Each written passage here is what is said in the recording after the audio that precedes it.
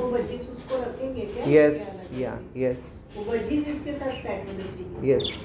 या तो क्या इसका So भाई this है? is a budgie. You can see his legs condition, malformed. He is disabled from his childhood. He is unable to keep his legs in the position. We call it splayed leg. And this budgie is up for adoption. We are looking for loving and caring budgie family house. If you already have some budgies you would like to give home to this beautiful budgie, please let us know. You would like to give him for adoption. Yes, he's sitting on the head. And who goes? That's daddy. That's mama is flying. Yeah. That's daddy. And that's his young brother.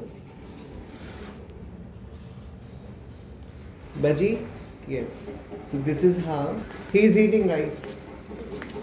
This is how he is learning to walk. We had splinted his leg and we just now took out the bandage of his leg.